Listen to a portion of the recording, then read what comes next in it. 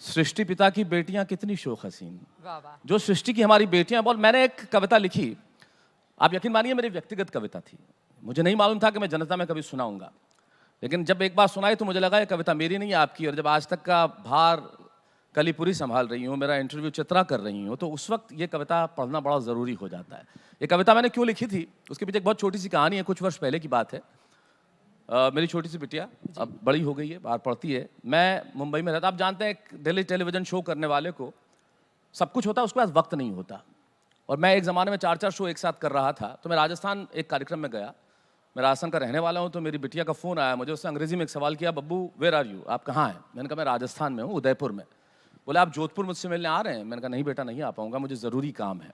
उसने फ़ोन रख दिया और थोड़ी देर बाद फ़ोन आया। पता नहीं उसने कहाँ सुना था कि उसने मुझ पर अप्लाई किया। मुझे एक सवाल किया उसने जी, क्या आप एक दिन किसी कार्यक्रम में जाते हैं तो कितना पैसा लेते हैं, व्हाट डू यू चार्ज? मैंने कहा तुम ये सवाल क्यों पूछ रही हो? कि नहीं, अगले हफ्ते मुझे मेरा एनुअल डे है, मैं परफॉर्म करने वाली हूँ, तो क्या मैं प्रिंसिपल को कहूँ कि आपको आपकी फीस दे के एज ए चीफ गेस्ट बुलाए? यकीन मानिए उस दिन मैं दुनिया का सबसे गरीब आदमी हो गया। मेरे पास सब कुछ था, लेकिन इस सवाल का जवाब नहीं था। हम अपनों से कैसे दूर हो जाते हैं। यहाँ जितनी बेटियां बैठी हैं मैं उन्हें इनके नाम करता हूँ, और यहाँ जितनी बेटियों के बहनों के भाई बैठे हैं मैं उनके नाम ये पंक्तियां करता हूँ कि मैंने तब लिखा कि क्या लिखूं वो परियों का रूप होती है, क्या लिखूं वो परियों का रूप होती है, या कड़कती ठंड में सुहानी धूप होती है। एक मजदूर था, उससे किसी ने पूछा कि तेरा बेटा कितना बड़ा है? बोले साहब इतना बड़ा। बोले ये बताने का क्या तरीका हुआ? बोले बता 8 साल का है, 9 साल का है, 10 साल का है, बता इतना इतना इतना। ये क्या बता रहा है? जी।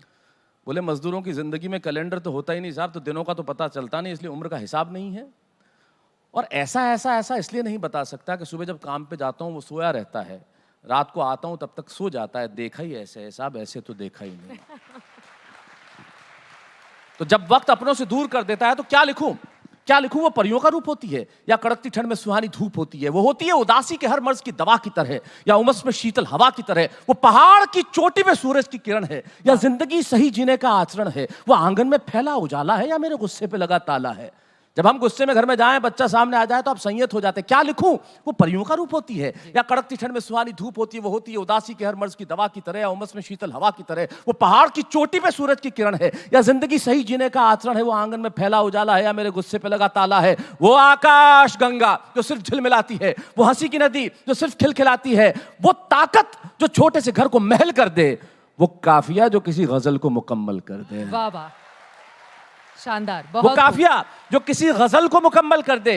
वो जो ना हो तो वर्णमाला अधूरी है। वो जो सबसे ज्यादा जरूरी है। ये नहीं लिखूंगा कि वो हर वक्त सांस सांस होती है, क्योंकि बेटियां तो सिर्फ एहसास होती है। वाह वाह वाह वाह, बहुत बेटियां तो सिर्फ एहसास होती है। अंतिम पंक्तियां सौंपता हूं कि उसकी आंखें ना गुड़िया मांगती है ना खिलौना। बच्चे वो नहीं मांगते जो आप चाहते हैं। उसकी आंखें वो चाहते कुछ और हैं, मांगते कुछ और हैं, आप देते कुछ और हैं। उसकी आंखें ना गुड़िया मांगती है ना खिलौना। कब आओगे? बस एक छोटा सा सवाल सलोना। हर बच्चा यही पूछता है, हम भी अपने माँ बाप से यही पूछते थे। उसकी आंखें ना गुड़िया मांगती है ना खिलौना। कब आओगे? बस एक छोटा सा सवाल सलोना। जल्दी आऊँगा। अपनी मजबूरी को छिपाते हुए मैं देता हूँ जवाब। तारीख बताओ, टाइम बताओ, वो उंगलियों पे करने लगती है हिसाब। और जब मैं नहीं दे पाता ना सही सही जवाब, अपने आंसुओं को छुपाने के लिए वो चेहरे पर रख लेती है किताब। आखिर रिश्ता होता क्या है? 35,000 फीट से, जो सबसे अच्छा कह सकता हूं कहने जा रहा हूं। 35,000 फुट की ऊंचाई पर उड़ता हुआ विमान, विमान में सवार बहुत सारे लोग, कोई डॉक्टर, कोई इंजीनियर, कोई पत्रकार, कोई टीचर, सब बैठे। सबसे आगे की सीट पे बैठी एक छोटी सी बच्ची, बच्ची के हाथ में खिलौना, खेल रही है। सारे लोग जा रहे हैं हंसी खुशी। अचानक मौसम हुआ खराब, इतना हुआ खराब कि गिरने लगा विमान।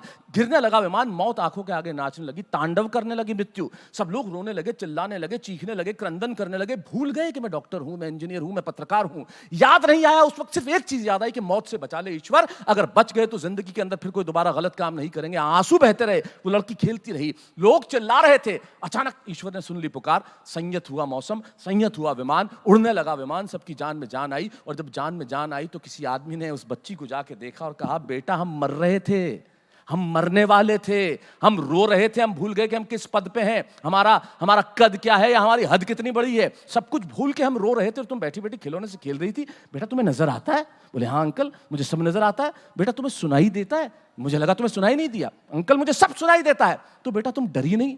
नहीं अंकल मैं डरी नहीं, क्योंकि इस प्लेन के जो पायलट है ना वो मेरे पापा हैं। अरे वाह। अब इन लाइनों पे बहुत मुश्किल है और कि मैं हम जानती वाह-वाह हूँ। कहें या फिर भावनाओं के इस समंदर में मैं जानती हूँ कि मेरा पिता मुझे मौत के मुंह में कभी नहीं ले जा सकता। उसकी आंखें ना गुड़िया मांगती है ना खिलौना। कब आओगे? बस एक छोटा सा सवाल सलोना। जल्दी आऊंगा, अपनी मजबूरी को छिपाते हुए देता हूँ जवाब। तारीख बताओ, टाइम बताओ, वो उंगलियों पे करने लगती है हिसाब। और जब नहीं दे पाता ना सही सही जवाब, अपने आंसुओं को छुपाने के लिए वो चेहरे पे रख लेती है किताब। वो मुझसे ऑस्ट्रेलिया में छुट्टियां, मर्सिडीज की ड्राइव, 5 स्टार होटल में डिनर या नए नए आईफोन नहीं मांगती। न कि बहुत सारे पैसे वो अपने पिगी बैंक में गुल्लक में उंडेलना चाहती है।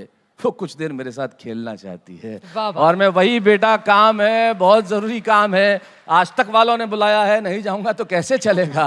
ऐसे मजबूरी भरे जवाब देने लगता हूँ। और वो सोते हुए ये बताती है, वो आंखें बंद करके सोती है लेकिन सपने में खेलते हुए मेरे साथ रोती है। वो यूं जबाती है कि जैसे सब समझ गई हो, लेकिन जिंदगी न जाने क्यों इतनी उलझ जाती है। और हम समझते हैं कि बेटियां सब समझ जाती हैं। वाह वाह, बहुत खूब, बहुत शानदार।